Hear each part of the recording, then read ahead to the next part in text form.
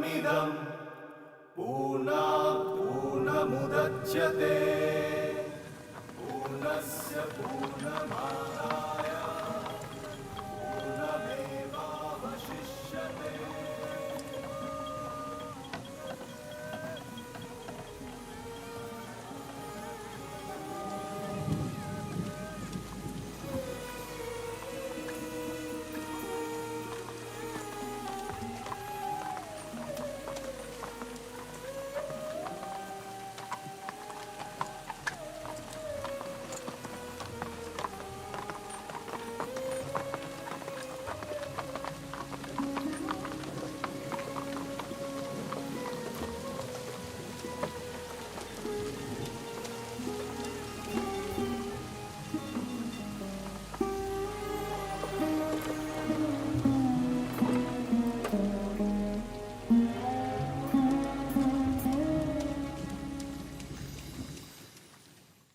तुम लोगों से मुलाकात तो नहीं हुई है, लेकिन मैं तुम लोगों को पहचानती हूँ। मुझे तो लगता है कि गोरा भी सुचरिता को पसंद करता है। मैं तुम्हें नहीं जाने दूंगी, कभी नहीं छोड़ूंगी। मैं आज से सारे रीति रिवाज मानूंगी। सुना आप लोगों ने? सुचरिता कट्टर हिंदू हो गई है। वो आजकल हमारा छुआ तक नहीं खाती।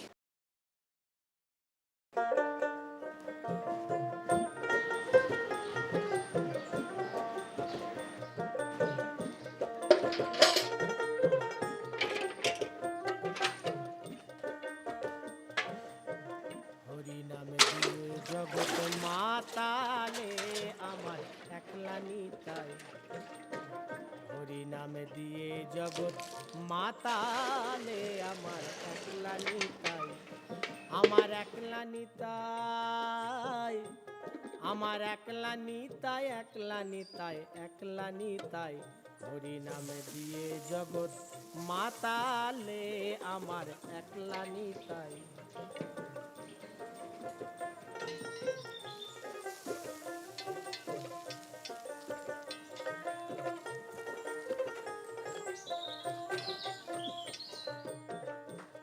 আমার নিতাই যদি ওরে ডাকরে নিতাই, গৌরী বলে নিতাই যদি ওরে ডাকরে নিতাই, গৌরী বলে নিতাই যদি,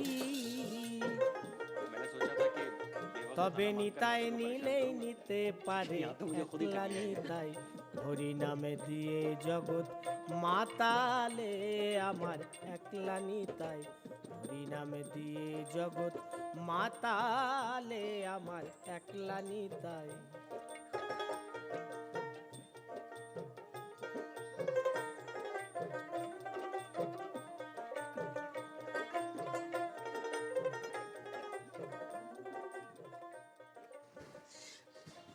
मुझसे अब और नहीं होगा।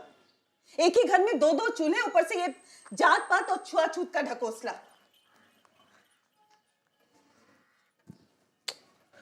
इतना बड़ा घर संभाल रखा है, एक आशा है विधवा का बोझ नहीं सह सकती। आखिर हुआ क्या है? सुचरिता अब अपनी मनमानी करने लगी है। वो हमारे रास्ते नहीं चलना चाहती और हम भी उसकी जिम्मेदारी अब और नहीं ले सकते। देखो, उसकी शादी में अगर बहुत देर है तो मुझसे कह दो, मैं लड़कियों को लेकर कहीं और चली जाऊंगी। ये मनमाना आचरण लड़कियों के लिए बहुत अनर्थकारी साबित हो सकता है। इसके लिए आगे जाके तुम्हें बहुत पछताना होगा। लोलिता को ही देखो, वो कभी पहले ऐसी थी? आजकल वो अपनी मनमानी करने लगी है। जब जो मन में आता है करती है, किसी की नहीं सुनती। तुम्हें क्या लगता है इसके पीछे कारण कौन है, जड़ कौन है इसके पीछे? घोषपाड़ा से उसका इस तरह लौट आना कितनी कितनी शर्म की बात थी। क्या सुचरिता का इसमें हाथ नहीं था? मैंने पहले कभी तुमसे शिकायत नहीं की, क्योंकि मुझे मालूम है कि तुम सुचरिता को अपनी बेटियों से कहीं ज्यादा चाहते हो। मगर अब और ऐसा नहीं हो सकता। भानु बाबू सुचरिता को ब्याह के लिए राजी कर ले तो फिर देरी क्यों है? अब और सुचरिता की कितनी रजामंदी लेनी पड़ेगी तुमको? तुम तो हद ही करते हो भाई। हाथ पांव जोड़ने की भी एक हद होती है ना। पानू बाबू जैसा सुपात्र फिर कभी मिलेगा क्या? असल बात तो यह है कि आपकी सुचरिता ही पानू बाबू के लायक नहीं है।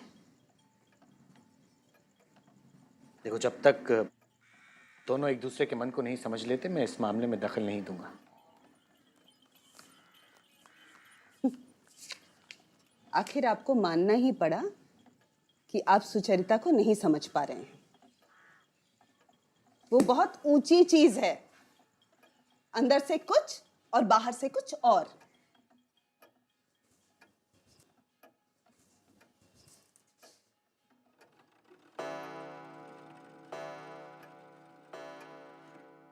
सभा की पिछली मीटिंग में आप नजर नहीं आए।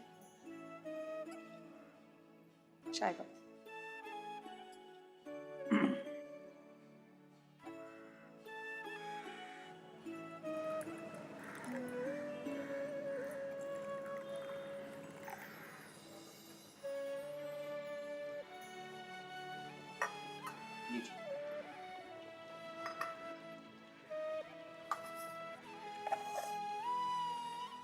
सुचरिता, तुम चाय नहीं लोगी? नहीं। सुना आजकल तुम भगवान का प्रसाद खाने लग गई हो। देखिए पानू बाबू, ये मेरा निजी फैसला है कि मैं अपनी जिंदगी में। पानू बाबू, हम जो खाना खाते हैं ना, वो भी भगवान का प्रसाद है। लेकिन सुचरिता तो हमारे प्रभु का ही त्याग करने चली है। अगर मान लें कि ऐसा है, तो उसमें इतना बड़ा तूफान खड़ा करने की आवश्यकता नहीं। उससे फायदा क्या होगा? जो जल की धारा में बह रहा है, उसे किनारे पे लाने की कोशिश नहीं करनी चाहिए क्या? देखिए, सब मिलकर अगर एक साथ ढेले मारे तो उसे किनारे पे लाना नहीं कहते। और मैं सुचरिता को बचपन से जानता हूं। अगर वो पानी में गिरेगी तो इसका सबसे पहला एहसास मुझे ही होगा। आप यकीन मानिए, मैं अनदेखा नहीं करूंगा। सुचरिता तो यही मौजूद है, क्यों ना उसी से पूछ लिया जाए कि क्या ये बात सच नहीं है कि वो आजकल किसी का छुआ नहीं खाती। पानू बाबू, बाबा ये बात अच्छी तरह से जानते हैं कि मैं सबका छुआ नहीं खाती। अगर वो ये बात मान सकते हैं तो मुझे और कोई दिक्कत नहीं है। हाँ, जहां तक आपका सवाल है, अगर आपको मेरे आचरण से परेशानी है तो आप चाहे मेरी जितनी भी निंदा कीजिए, लेकिन आप बाबा को क्यों परेशान कर रहे हैं? आपको अंदाजा भी है कि बाबा ने आप लोगों को कितनी बार क्षमा किया है? क्या ये उसी का फल है?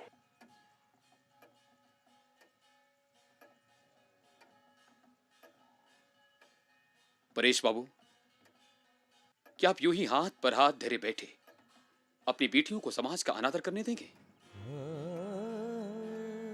देखिए पानू बाबू, ईश्वर ने दो तरह के पदार्थों की रचना की है, एक चल और दूसरा अचल। मैं अचल पदार्थ हूं। मुझसे जो हो सकता है वो ईश्वर करवा ही लेंगे, और जो नहीं हो सकता उसको लेकर उत्तेजित होने की कोई आवश्यकता नहीं। देखिए, मेरी उम्र हो गई, मुझसे क्या होगा क्या नहीं होगा ये सब तय हो चुका है। अब जबरदस्ती मुझ पे दबाव डालने से कोई फायदा नहीं। सुचरिता को संस्कार देने में मैंने जो मेहनत की थी, आपने सब पे पानी फेर दिया। मैं उम्मीद करता हूं कि आपकी कमजोरी किसी और की परेशानी का कारण ना बने।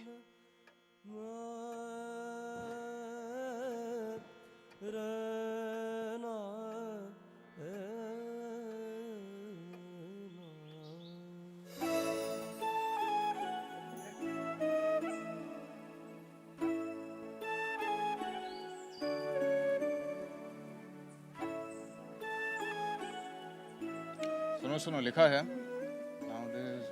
आजकल कुछ खेदजनक गतिविधियां ब्राह्मो समाज की कुछ इज्जतदार परिवारों में दिखने लगी हैं। समाज के आदर्शों और उसके द्वारा निषिद्ध कार्यकलापों को उन परिवारों में न केवल प्रोत्साहन दिया जा रहा है, बल्कि उन्हें अपनाया भी जा रहा है। उदाहरण के तौर पर एक सम्भ्रात ब्राह्मो परिवार ने छुआछूत मानने वाली एक मूर्ति पूजक को आश्रय दिया है। उसे ना सिर्फ अंदर महल में प्रवेश मिला है, उसने उसका फायदा उठाकर परिवार की एक लड़की को अपने वश में करके उसे अपने परिवार और ब्राह्मो समाज के विरुद्ध कर दिया है। भानु बाबू ने बहुत ही अच्छा लिखा।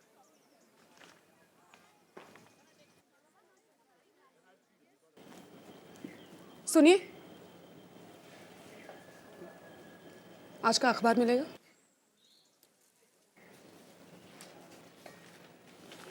शुक्रिया।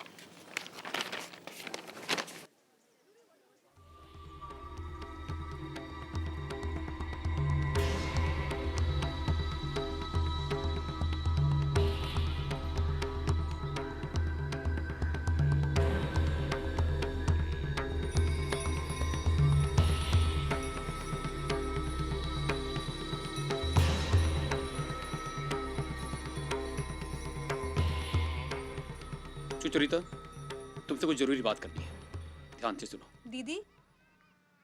मुझे सुचरिता से अकेले में बात करनी है।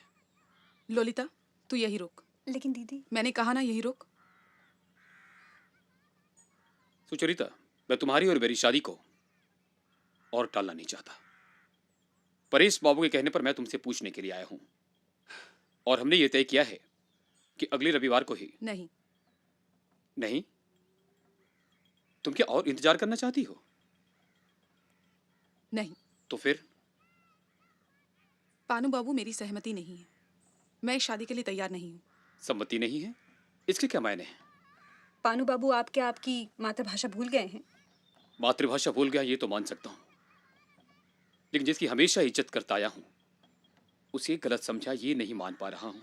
मनुष्य को समझने में वक्त लगता है, और ये बात आप पर भी लागू होती है। मेरे शब्द और मेरे विचार और मेरा व्यवहार हमेशा एक रहा है। मैंने कभी किसी को गलत समझने का मौका नहीं दिया है। सुचरिता, तुम ही बताओ।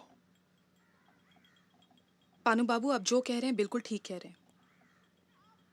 मैं आपको किसी भी बात का दोष नहीं दे रही हूँ। तो मुझ पे ये नाइंसाफी क्यों?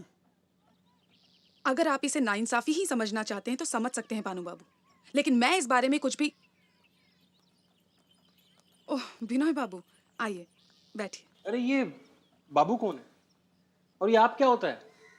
मैं तो बिनोय हूं ना। ओह हाँ, बिनोय।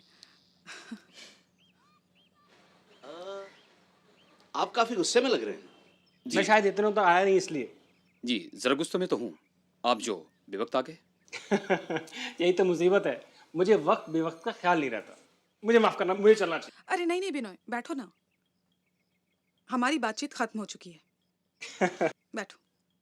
दीदी, आप मुझे यूं बढ़ावा नहीं दीजिए, नहीं तो फिर आपको झेलना पड़ेगा।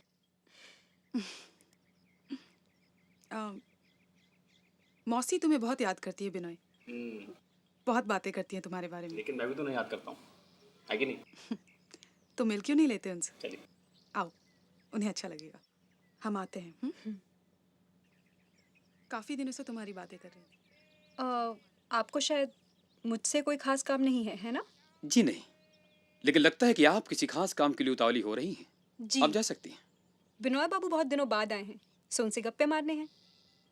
तब तक आप अपना ही लेख पढ़ लीजिए।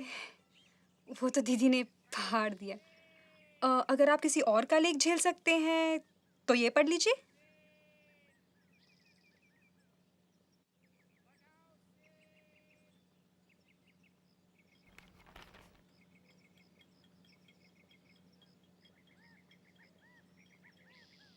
गौर मोहन।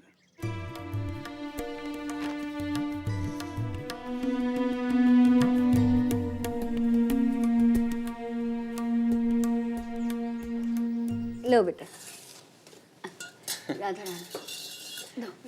मैंने सोचा था कि बेवक्त खाना मांगकर मौसी को परेशान करूंगा, लेकिन यहाँ तो मुझे खुद ही ठग लिया गया। लो खाओ।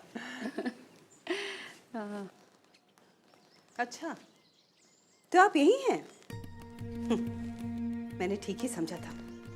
यहाँ महफिल जमी है, मौज मस्ती हो रही है, और सुबह से नीचे पानू बाबू आपके इंतजार में बैठे हैं, मानो आपके नौकर। नहीं, मैं बहुत देर से नीचे था, लेकिन उनसे बचपन से आपको पाल पोस कर बड़ा किया, मगर कभी ऐसा बर्ताव नहीं देखा। पता नहीं कहां से ये शिक्षा मिल रही है।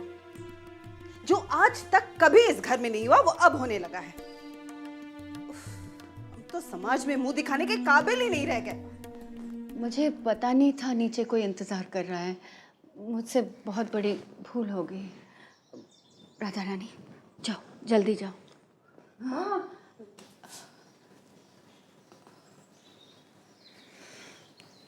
लोलिता, तुम्हें यहाँ कोई विशेष काम है क्या? बिनोय बाबू आए। बिनोय बाबू जिनके अतिथि हैं ना, वो बहुत अच्छे से उनकी देखभाल कर सकती हैं। तुम नीचे आओ, बहुत काम है। बिनोय बाबू से बहुत दिनों तक मुलाकात नहीं हुई है, सो थोड़ी बातें करके आती हूँ।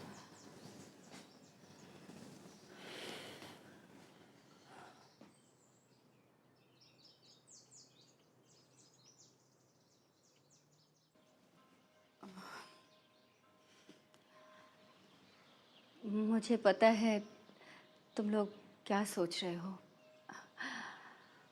पर तुम लोग दुखी ना होना। मेरे साथ तो ये जीवन भर से होता आ रहा है।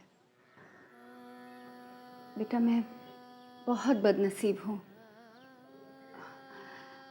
मेरे भाग में सुख नहीं है और मेरी बदनसीबी का साया औरों पर भी पड़ता है।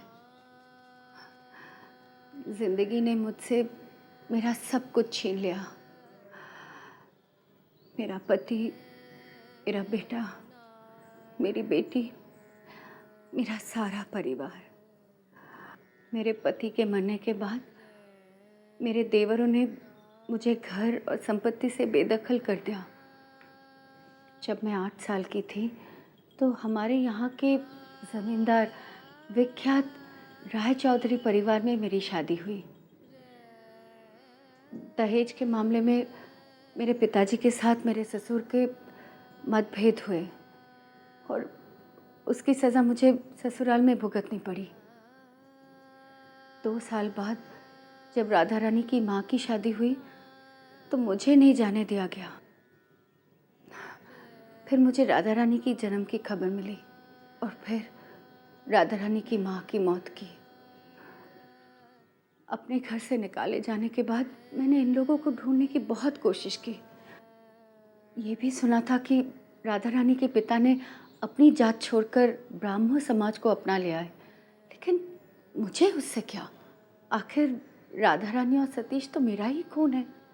जब मुझे पता चला तो मुझसे रहा नहीं गया, मैं यहाँ चली आई।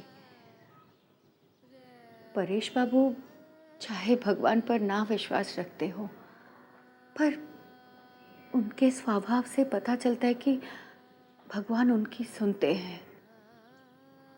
बेटा मेरी जैसी अभागन के लिए इस संसार में रहना ठीक नहीं है, इसीलिए तो मैं काशी चली गई थी। पर मैं अकेली रह नहीं सकती। अकेली रहती हूँ तो भगवान की ओर मेरा मन बिल्कुल नहीं जाता।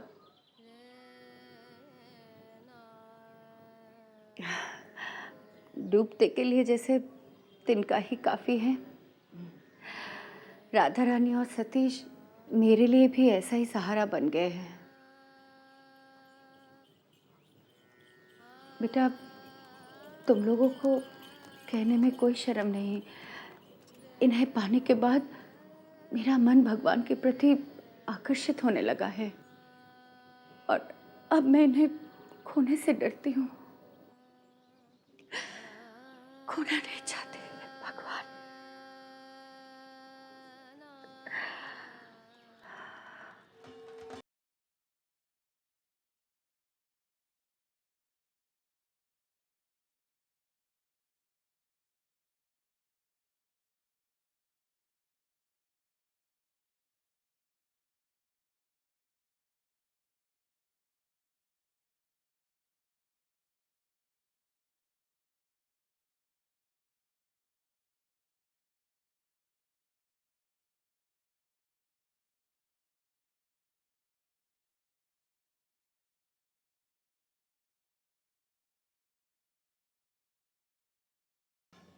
अरे पानू बाबू आप कब आए?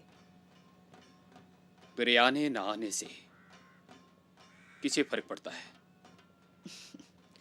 फर्क नहीं पड़ता तो आपकी नाराजगी को कैसे जान पाती? कितना अच्छा होता इस नाराजगी का एहसास सुचरिता को भी होता। सुचरिता ने कुछ कहा क्या? वो कुछ भी कहे, मुझे उसमें अपनापन लगता है। लेकिन अगर कोई रिश्ता ही न रखना चाहे तो तकलीफ तो होगी ना। पानू बाबू बात क्या है? सुचरिता मुझसे शादी नहीं करना चाहती। वो मुझसे शादी नहीं करेगी। देखिए पानू बाबू, ऐसे शराफत से काम नहीं चलेगा। सुचरिता ने शादी के लिए हामी भरी थी। सारा समाज इस शादी का इंतजार कर रहा है।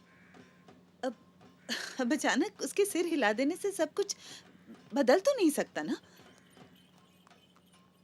देखिए, आप अपना हक मत छोड़िए, बाकी का मैं संभाल लूंगी। सही कहा आपने। ऑन प्रिंसिपल मैं अपना हक नहीं छोड़ सकता। सुचरिता से शादी बड़ी बात नहीं है, इसमें ब्रह्मो समाज की इज्जत का सवाल है।